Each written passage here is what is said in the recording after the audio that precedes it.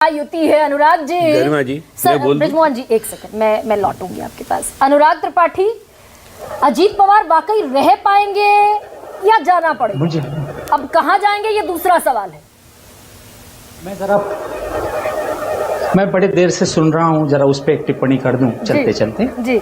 ये प्रवक्ता बेचारे बड़े संकट में हैं। आपने उनको इतना घेर लिया है ना, कि ये बेचारे बड़े अनुभवी लोग हैं। आपने जो पैनल प्रवक्ताओं का बनाया है, ये बरसों के अनुभव रखने वाले लोग हैं और ये बचाने की कोशिश कर रहे हैं, मंत्री को बचा नहीं पा रहे हैं।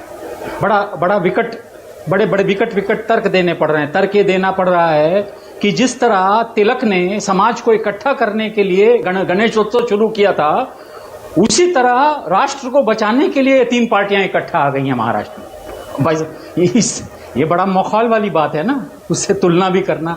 सत्ता के लिए इकट्ठा है लोग हैं, है ना। ये इकट्ठा फिर ये तर्क दिया गया, ये भी तर्क दिया गया कि ये जो है अजीत पवार पे नहीं कहा गया है, ये पूरे के पूरे वित्त मंत्रालय और उसके प्रोसेस को कहा गया है।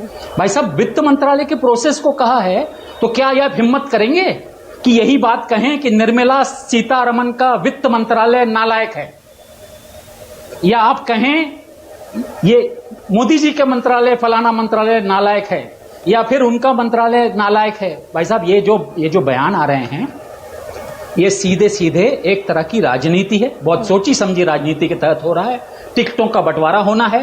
बीजेपी ने स्पष्ट कर दिया है कि वो आधी से ज्यादा सीटें, 2/3 सीटों पर वो अपने कैंडिडेट इस बार खड़े करेगी।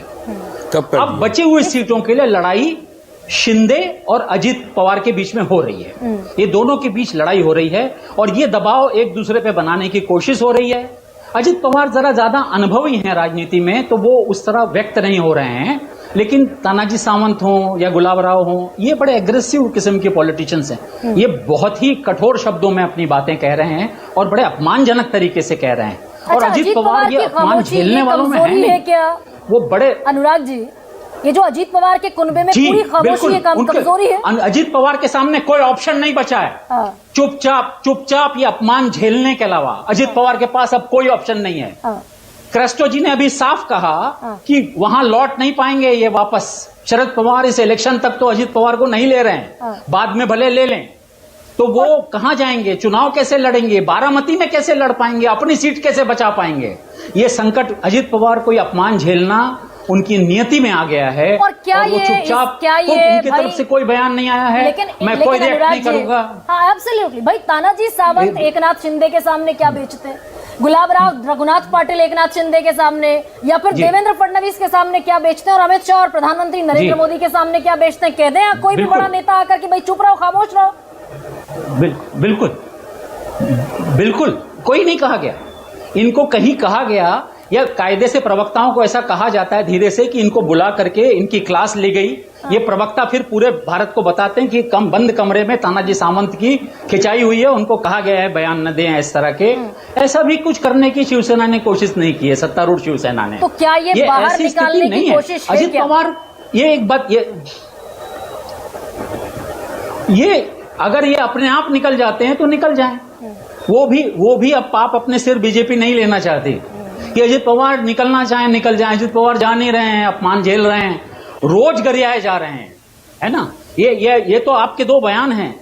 शिंदे ग्रुप के विधायक रोज अजीत पवार को कुछ न कुछ कह रहे हैं पब्लिकली, फंक्शंस में, रोज, हर दिन। ऐसा दिन नहीं जा रहा है वो, पर ये चुपचाप झेलने के अलावा कोई चारा नहीं है। अगर इस तरह के कोई बयान आता है तो सामने वाला प्रवक्ता टूट पड़ता है उस पर। कम से कम प्रवक्ता तो उन पर टूट पड़ सकते हैं ना, दोनों पर। पाटिल ने कहा कि या तो तानाजी सावंत रहेंगे या अजीत पवार रहेंगे। चुप्पे मार के झेल रहे हैं। एब्सोल्युटली सर, ऐसा हुआ नहीं ना। वैसा हुआ नहीं उमेश जी के कहने के अनुसार। कुछ नहीं हो रहा, ये झेलेंगे और इनको जितनी सीटें दी जाएंगी ये चुपाई मार के, जैसे पिछली बार उन्होंने बहुत सीटें मांगी थी, 4 ही दी गई उनको। जो इस बार पिछले से जितने विधायक हैं, मैं कह रहा हूं अजीत पवार के जितने विधायक हैं, अजीत पवार के जितने विधायक आज हैं 28 सीटें बीजेपी उनको नहीं दे रही है इस बार।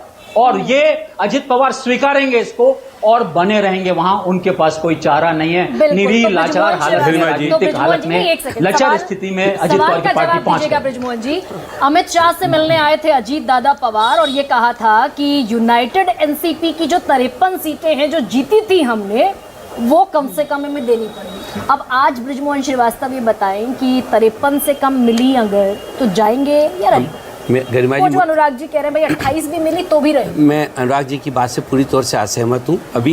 अभी सीटों को लेकर किसी प्रकार की कोई चर्चा सार्वजनिक रूप से नहीं आई है।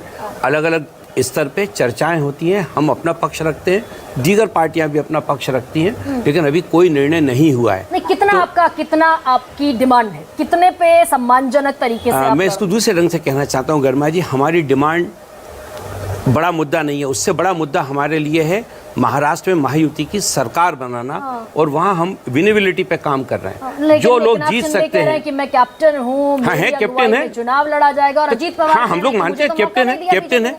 मैं बाथम बहन की बात का जवाब देना चाहता हूँ। उन्होंने कहा कि अजीत दादा पवार की तानाशाही।